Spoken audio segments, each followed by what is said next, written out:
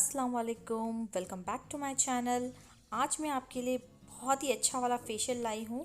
ग्लैमवेदा का उपटन फेशियल। ये बहुत ही अच्छा होता है आपके स्किन के लिए।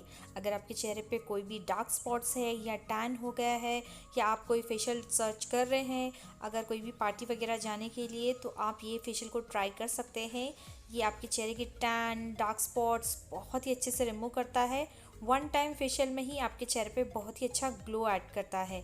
तो आप ये फेशियल को ट्राई कर सकते हैं। तो चलिए मैं वीडियो को स्टार्ट करती हूँ और स्टेप बाय स्टेप आपको बताऊंगी कि फेशियल हमें किस तरह से करना है। अगर आप बिगनर हैं तो आप ये फेशियल को ट्राई कर सकते हैं, बहुत ही अच्छा रिजल्ट देता है। तो आपको मैं स्टेप बाय स्टेप फेशियल करते करते बताऊंगी कि फेशियल को हमें कैसे करना है। तो सबसे पहले अपने चेहरे को अच्छे से फेस वॉश कर लीजिए और फेस वॉश करने के बाद में क्लेंस करना है। जो हम क्लेंजिंग मिल्क से क्लेंस कर रहे हैं उसे 3 to 4 मिनट्स के लिए आपने अच्छे से मसाज करना है। जितने भी आपके स्किन में गंदगी हो, मेकअप हो, ऑयल हो या जो भी आपके स्किन के ऊपर गंदगी हो ना, वो अच्छी तरह से आपको क्लीन करना है। जो भी बिगनर्स है वो अगर फेशियल करने से उनको समझ में नहीं आता है कि फेशियल किस तरह से करना है और कैसे हमारे चेहरे पे ग्लो आएगा, जिस तरह से पार्लर में फेशियल करने से ग्लो आता है और हम करने से फेशियल का ग्लो नहीं आता है, वो इस वजह से होता है कि हम सिर्फ हल्का हल्का सा मसाज कर लेते हैं और जितना टाइम हमें देना चाहिए स्किन के लिए उतना हम नहीं दे पाते हैं, तो तभी हमारे स्किन के ऊपर ग्लो नहीं आता है। तो अगर आप अच्छे से मसाज करेंगे आपके स्किन के ऊपर तो आपकी ग्लो बहुत ही अच्छे से आएगा। तो यहाँ पर मेरा पहला स्टेप जो है वो अच्छे से क्लीन कर लिया है मैंने फेस को, और इसे आपने एक वेट टॉवल से अच्छे से क्लीन कर लीजिए। ये है ना, आप बार बार जाके मुंह धोना तो उसमें ना बहुत ज़्यादा टायर्ड हो जाते हैं। तो आपने कभी भी एक वेट टॉवल को रख लीजिए साथ में। और दूसरा स्टेप जो है वो हम करेंगे स्क्रबिंग। स्क्रबिंग को ना जब भी हम फेस के ऊपर लगाते हैं तो लगाने के साथ ही तुरंत ही हमें रब नहीं करना चाहिए। इसे लगाकर आपने 2-3 मिनट के लिए यूँ ही छोड़ दीजिए। उसके बाद आपने 5 मिनट के लिए स्टीम दीजिए। ये स्टेप आप करेंगे तभी आपके चेहरे पे बहुत अच्छा ग्लो आएगा। वो इसलिए क्योंकि ये डीपली आपके स्किन को क्लीन करेगा, आपके डेड सेल्स को रिमूव करने में बहुत ही ज़्यादा हेल्प करता है। तो आप अगर बिगनर है तो आपको ब्लैकहेड रिमूवर का जो टूल है उसे इस्तेमाल करने में थोड़ा प्रॉब्लम होगा।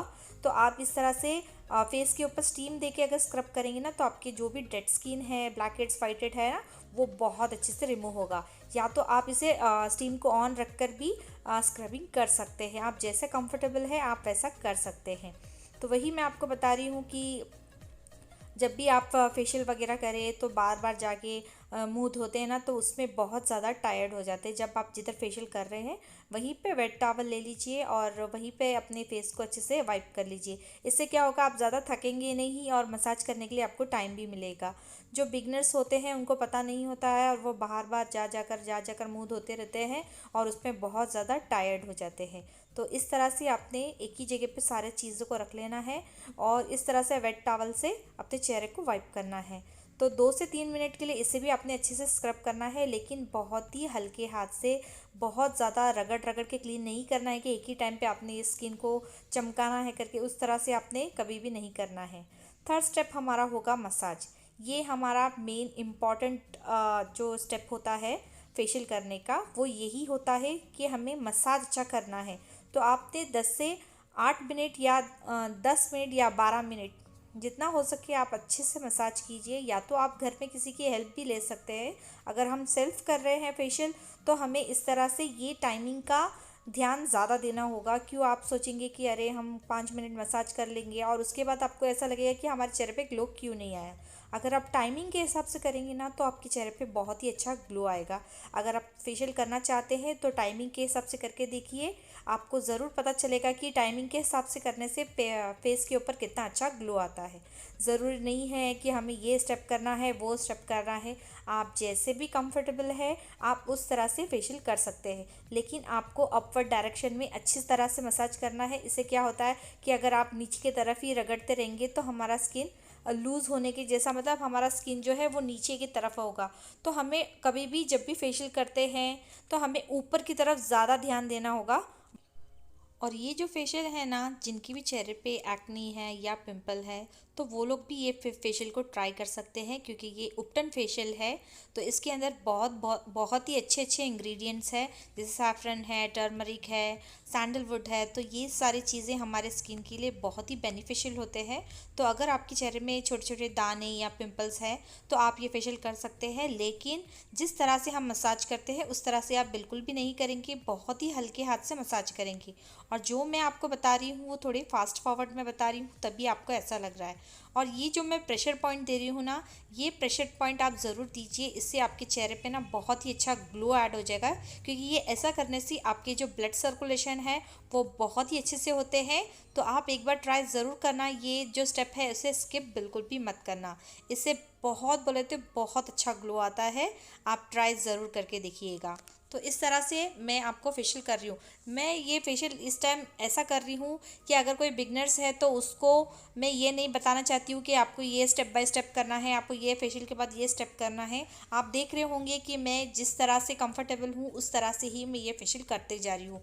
मैंने बहुत सारे फेशियल के वीडियो अपलोड किया है जिसमें मैंने स्टेप बाय स्टेप फेशियल के स्टेप्स बताए हैं आपको।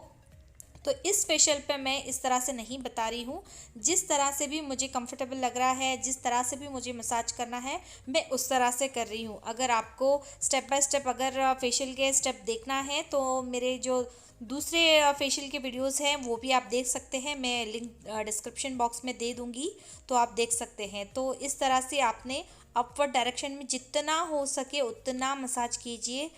अच्छा, आपके दिमाग में ये आता होगा, अगर आप बिगनर्स हैं तो आपके दिमाग में ये ज़रूर आता होगा कि हमें फेशियल कब कब करना चाहिए।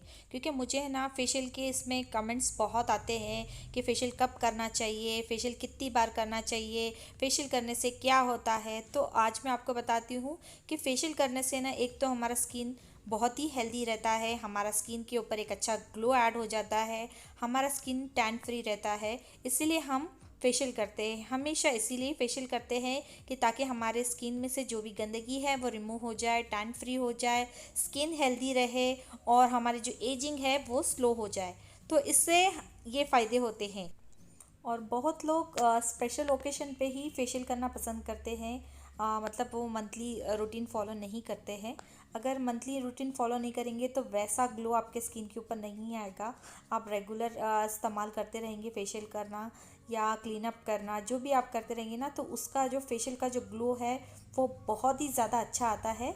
लेकिन कुछ कुछ लोग जो है वो किसी शादी वगैरह या कहीं पे जाना है तो स्पेशल ओकेशन पे ही फेशियल करना पसंद करते हैं। तो वैसे भी कर सकते हैं, अगर आप मंथली करेंगे तो वो ज़्यादा अच्छा होता है। और क्लीन अप कर लेंगे तो वो भी बहुत अच्छा होता है। क्योंकि क्या होता है ना कि हम कोई भी क्रीम इस्तेमाल करते हैं, नाइट क्रीम या तो हम सनस्क्रीन का इस्तेमाल करते हैं, वो सारा हमारे पोर्स के अंदर जाके जम जाता है और उसके बाद हमारे स्किन के ऊपर ब्लैक हेड्स, वाइट हेड वगैरह सब आ जाता है। तो इसीलिए हमें फेशियल मंथली मंथली करना ज़रूरी है, कि ताकि हम जो भी चीज़ अपने स्किन के ऊपर अप्लाई करते हैं वो स्किन के अंदर जाकर डैमेज ना हो और वो अच्छी तरह से क्लीन हो जाए। इसीलिए हमें क्लीन अप या फेशियल करना बहुत ज़्यादा ज़रूरी है। अगर आप अपने स्किन को हेल्दी रखना चाहते हैं, यूथफुल रखना चाहते हैं, तो मंथ में एक बार फेशियल आप ज़रूर ट्राई कीजिए। तो इस तरह से मैंने पूरा अपना मसाज कर लिया है और अभी मैं इसे अच्छे से वाइप कर लूँगी।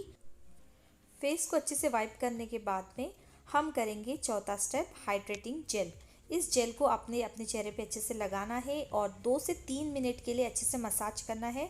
जब तक मसाज करना है ये सारा क्रीम आपके स्किन के अंदर ना चला जाए तब तक आपने इसे अच्छे से मसाज करना है।